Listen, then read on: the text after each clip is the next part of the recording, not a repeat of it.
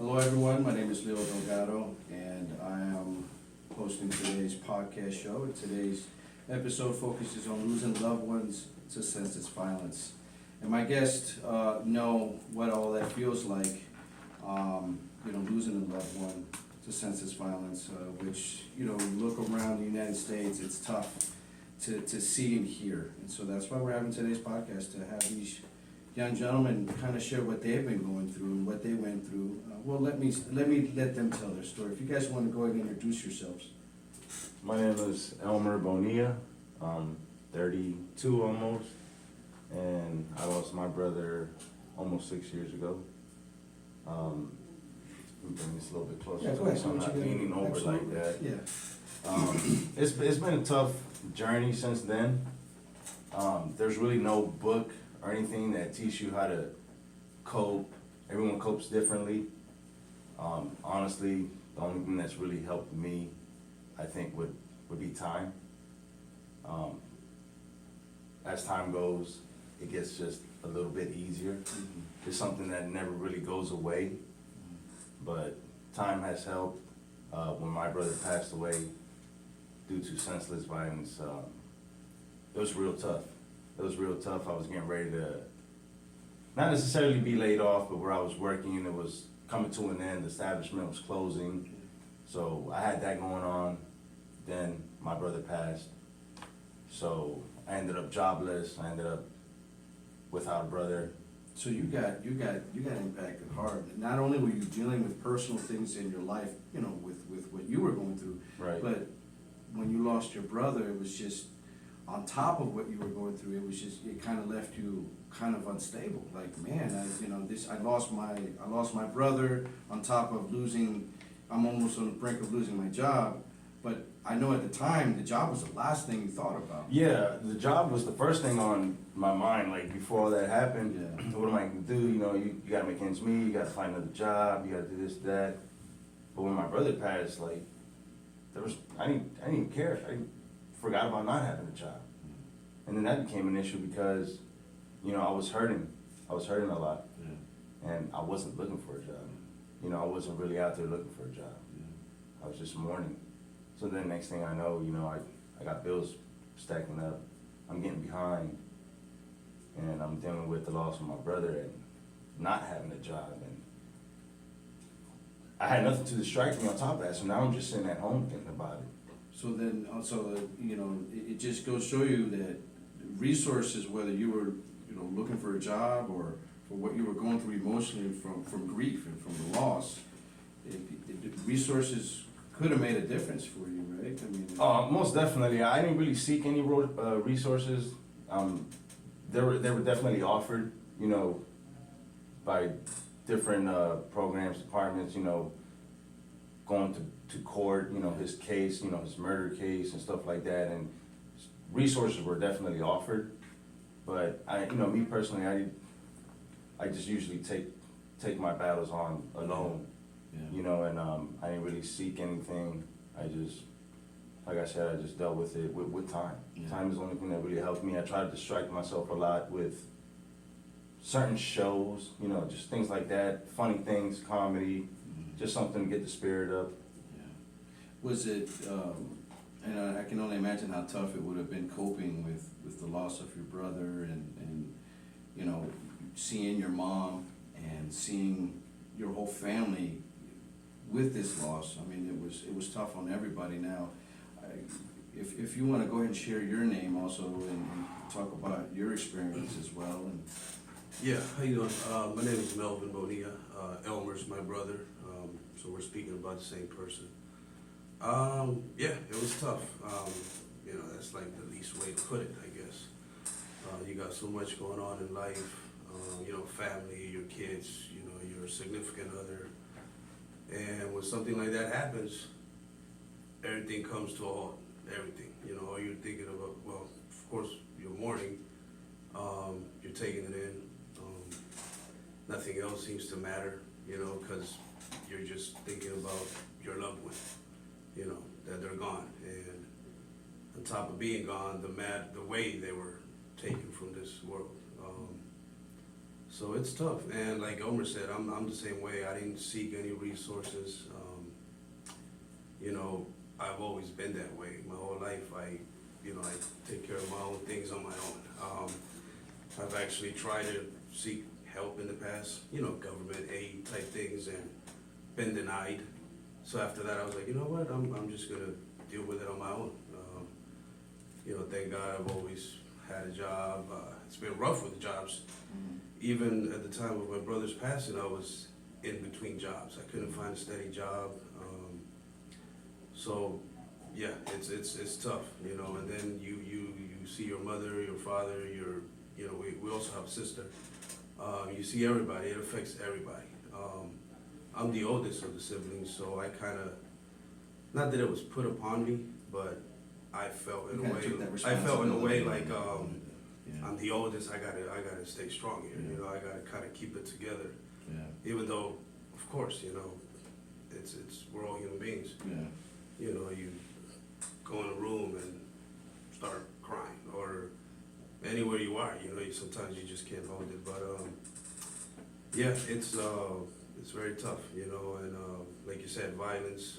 My brother, great person, down to earth, lovable guy. Always joking, and he was murdered, and only 24 years old, getting ready to turn 25, and young, whole life ahead of him. And even now, it's been almost 6 years. I've seen my son graduate high school, and Elmer's kids are going to school now. So you have these happy moments in your life that you feel so happy about. You're so happy, you're in good spirit, and then you always think of your brother. Like, man, I wish he was still here to see it, or be here with us. People always say, your loved one's always there. They're watching from heaven. And I believe that, of course, but it's still the reality that they're still not here in physical form. So it's very hard. Time does help. You get, I guess you get used to it. We adapt to things, but yeah, you definitely have your moments in life where you think about him at least a couple times a day. See his picture, or so yeah. I mean, it's tough, definitely tough. And so, your brother, what type of situation was Luis in at the time? Was he somebody that was trying to seek resources, or did he need support at the time? He definitely needed support. Could have used some resources, and he was the same way as us, I guess. Maybe it's just the way we were raised. Our mom and parents, and we're not rich, nothing. Everybody's got their struggles, and he was he wasn't doing the best for himself. He was struggling. I mean, who isn't?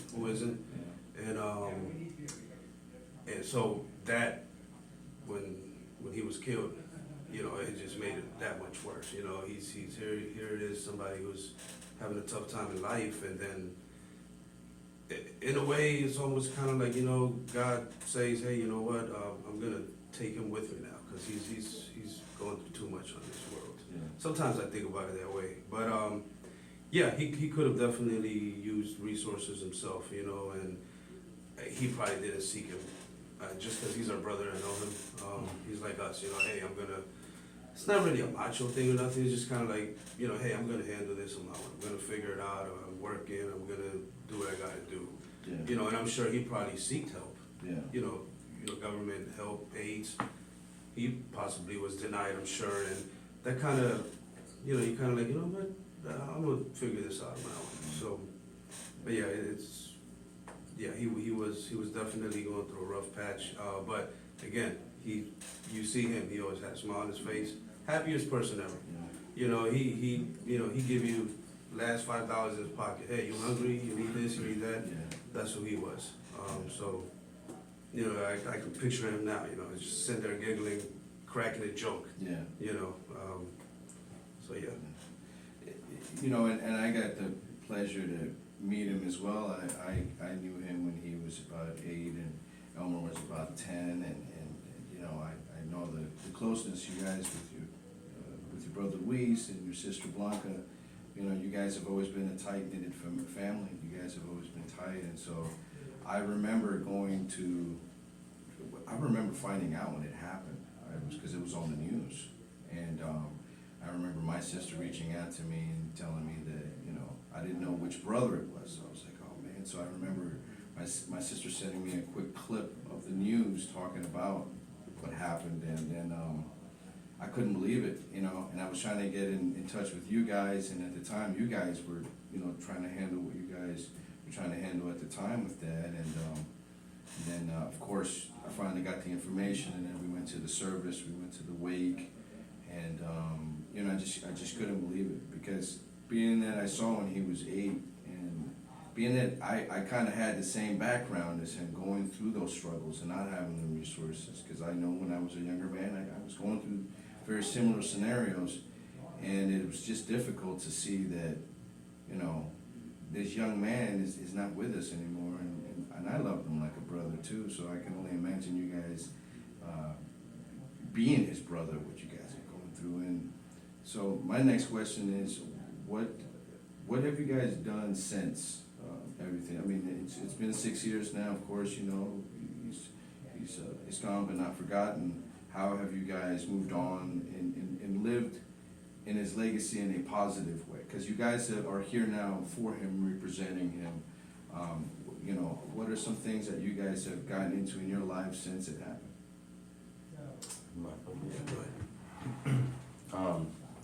You know, honestly, I changed my ways in certain things when that happened. You know, I stopped really putting myself in certain situations that could probably get me hurt, get me in trouble. With my brother, it was like a wrong place, wrong time kind of thing. You know, he never had enemies. You know, he lost his life to someone who was apparently his friend, you know? So, you know, since the whole thing, like, it really gives you a different look at things. Yeah. Even down to like the music you listen to, Yeah. you know, the movies you want to watch, Yeah. and things like that, because it's all about violence, and it's all about drugs and all this stuff, and this is like, once something like that happens, like, you don't want to watch things like that anymore. Yeah. You just want to watch good things, you know, Yeah. positive things. Since my brother has passed, I just try to take it day by day, make the most out of each day, Yeah. enjoy my family, enjoy my kids. You know, every now and then on weekends, I'll have my nephew come over, his son, Mm-hmm. and you know, I just try to spend time with him. And I can never replace my brother. All I can do is be an uncle to him, but you know, I just try to be there for him as much as possible. Like I said, take it day by day. It's been almost 6 years, and you know, not a lot has really changed, but you know, I just try to stay focused, just work hard and play hard with the family though. You know, I stay home, you know, and I think I know Luis seeked a lot of resources, but I think the issue sometimes with seeking resources is a lot of the places that you go to and a lot of the people that are there sometimes don't really care, you know, they don't really, you know, it's like, here's the paperwork, fill it out. And then sometimes you need help, you need assistance, you may not understand something, and the one person that's there is just kind of like doing their own thing. Yeah. You know, applications just kind of get thrown under other ones. Yeah. Seeking resources is great, you know, there's a lot of great programs out there, fast, efficient, but sometimes a lot of them take time. Yeah. You know, and your life still goes on. Every day you struggle. Yeah. Tomorrow you're still gonna struggle, and the next week. Yeah. And like, by the time they get to you, like, it might be a week, 2 weeks, 3 weeks. You're going hungry, so I just feel like when it comes to places like that, I think it would just be great to have people on that are like very hands-on. Yeah.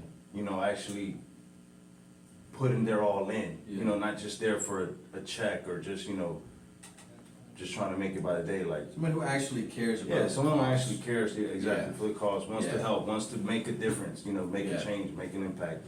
Yeah, And I think that's what the big issue today is, you know, with the youth, the young youth, and,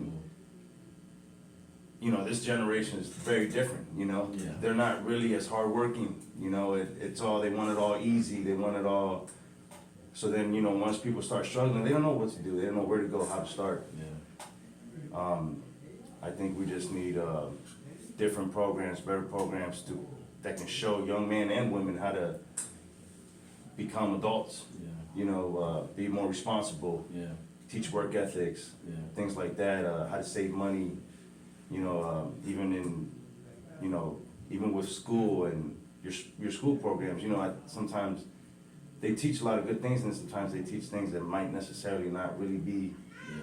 much needed, and I think that there's a lot more different things that we can teach our young youth today Yeah. that would make more of a difference later in their lives. Do you think that if, you know, if Luis would have seen some of these resources, it may have redirected where he would be today? Do you think it were?